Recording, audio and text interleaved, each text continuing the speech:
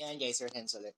So dito naman, I don't know kung napansin nyo pero ang hirap ng humuli ng ano, ng Mia, yung SSR Fet.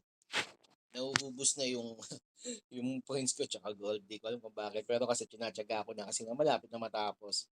Sayang itong mini roster doon, di ko talaga makukuha. Kasi kailangan ko ng Pokeball. Okay. Tsaka ito. Sakit, sobra. Dati, 3 Pokeball lang, kaya na okay? So yun. So, ulitin ko, kaya ako to chinatsaga kasi siya lang yung SSR Fet na so far sa ngayon, sa mga F2P player like me, na pwede mo mapataas yung tier. So yan 150 to 800 pa, my God. 50 lang yung dinadagdag niya every manghuhuli ka and that is once a day lang. So, dun sa previous video natin, okay, nailagay ko na yung mga alam kong spot. Not all those spot, okay, sa mga basher down, shoutout sa inyo guys, okay? Yung mga spot na yun, hindi lahat yun nakitaan ko ng Mia. At hindi lahat yun nahulihan ko ng Mia, ha? Okay? So, kaya dito ako lagi pupunta sa West kasi ito yung spot na kung saan talagang every time na pupunta ako, minsan dalawang Mia nandyan, okay? So, the good thing ngayon sa mga bagong player na kagagawa lang, ang Mia ngayon is madali na hulihin. Paano ko sinabi madali? Visible na siya lagi. Hindi ka na makikipag-agawan sa ibang player, okay? So, bakit? Kasi yung iba nga, nasasaktan na masyado dun sa pambili ng Pokeball, okay? Tsaka dun sa pambili ng kwan, ng dito yung gatas na kailangan. Masakit naman talaga guys, sobra. Tingnan nyo kung magkano siya sa gold coins. My God, ang dugo-dugo. Ah, sa guild shop na lang, masakit din 500 ng 500, okay? Ang meron na tayong skeleton worker. Anong bigay niyan? Damage versus medium. Sayang, okay? Sa points, nakakuha ko na siya. Saan ba? Dito pala. Sorry. So, dito pala yun. Sa shop. Tapos gold coin. Okay. Nasaan siya? Ayun. 1,000 ng 1,000 or 300 gold coins. Ang sakit, di ba? Okay, ilan na ba yung gold, yung Pokeball natin para marami na tayong Pokeball. Hoping na kayanin to bago mag-reset sa Monday.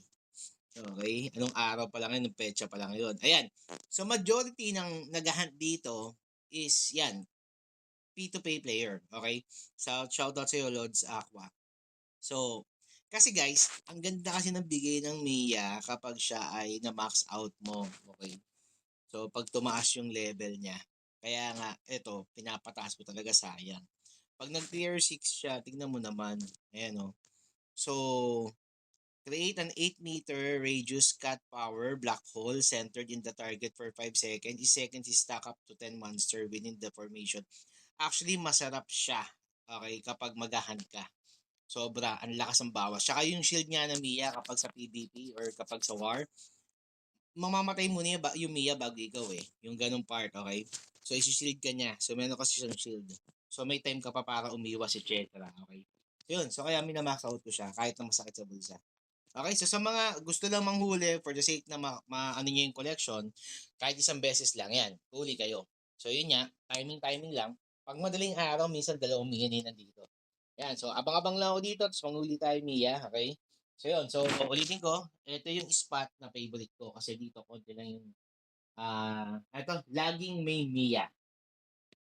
Kumpara dito sa isang spot na to, dito sa may north, okay? Yan sa north spot, tsaka dito sa west, sa east. Means sa east kasi sobrang daming mobs pati sa north. So, unlike dito, yan ganyan lang, konti lang, maluwag na maluwag. So, mapapansin mo kagad si Mia dito. Doon hindi, ang daming mobs doon okay?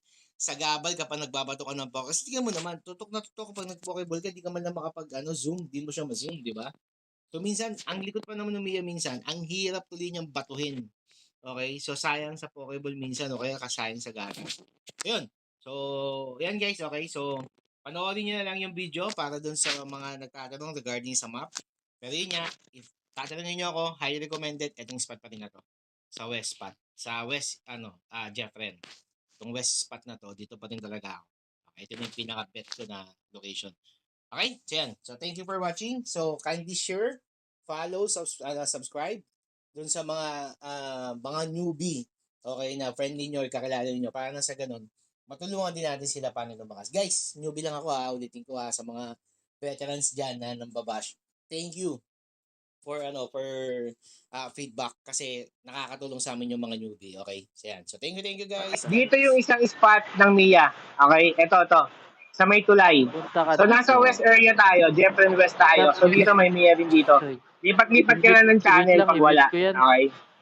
Yan yung gagawin mo. Hinging. Lipat-lipat ka lang ng channel pag wala dito. Okay, yung isang spot, puntahan pa natin. Actually, meron pa Lipat ka tayo server. 7 spot, okay? Ayan guys, ito yung pangatlong spot niya sa Jeffrey West na so far, subok ko na kasi nakahuli na ako ng Mia dito, okay? So yan, nasa sa Jeffrey pala, may tatlo na tayong spot. So inaabangan din to, pero konti lang nag-aabang dito compare sa may tulay. Okay? So punta naman tayo ngayon sa north para mapakita ko sa inyo yung spot dun sa north. Ayan guys, so shoutout sa sinansi subscriber kay Dochin.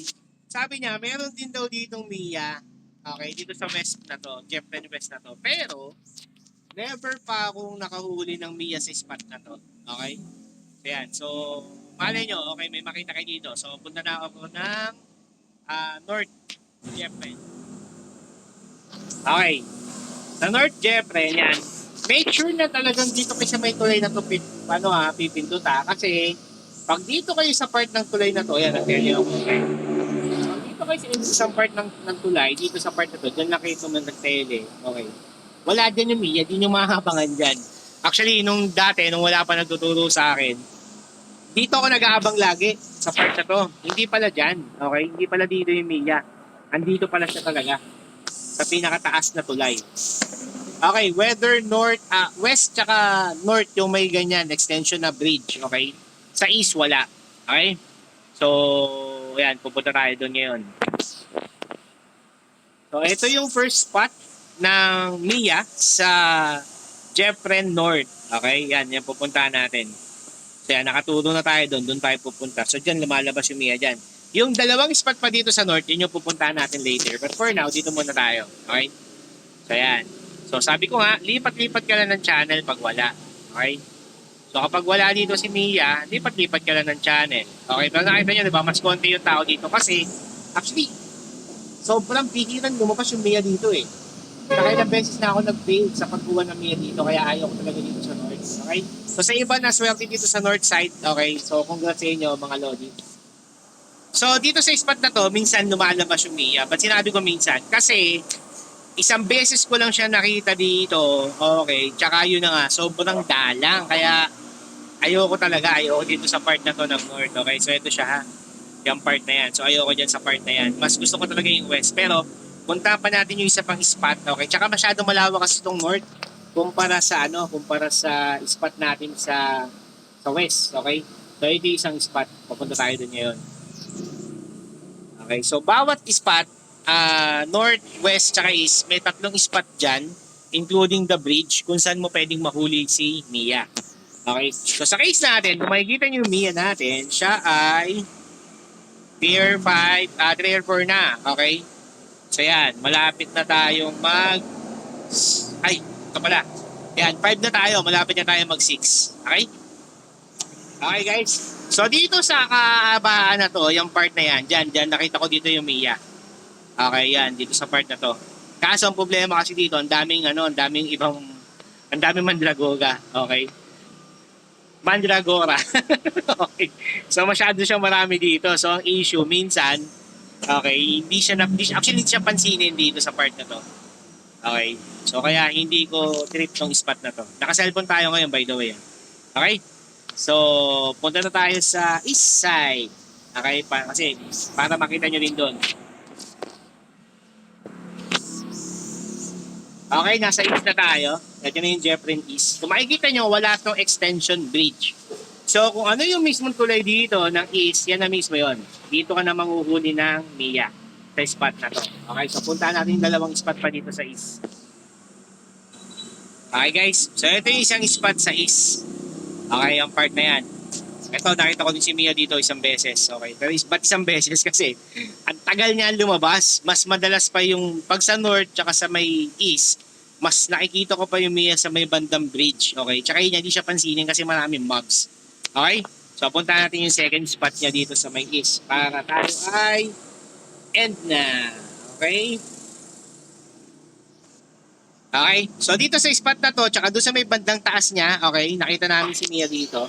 Actually, nung time na yon nagmamap exploration kami, hindi ko pa pala nakuha itong box na to, okay? Kaya nga pala, kapag may ganito at may ibang tao, tapakan mo lang, kung may patapa ka, magpa-shout ka lang, tutulungan ka naman ng ibang player, okay? Pero kung may guild ka, mas maganda. So yan, so dito sa spot na to, okay, yan, dyan. Saka dito sa may bandang taas, yan, dyan. Madalas sa Mia dito. Pero yun na nga, sabi ko nga, like what I said, paulit-ulit tayo, okay? Mas gusto ko sa West. For me, higher, mas mataas yung chance sa West. Tsaka makikita niyo yung system, lagi siya, uy, may ano ko dito. Lagi siya nagkukuha na na mayroong Miyang patabas sa may west side. Okay? Compared to the east tsaka north. Okay? Yan, kapag-explore pa tayo na wala sa araw. Okay? So, balik na ako sa west kasi kukuha na ako ng Mia. Ayan. So, for more info, for more vlog, okay, you can chat directly to me. Kapag may gusto ko ipa-content, para na sa ganun, ma-content natin siya, okay? So, baka meron pa kayong hindi alam dito. Don't worry, lahat ng info naman di lang to galing sa akin.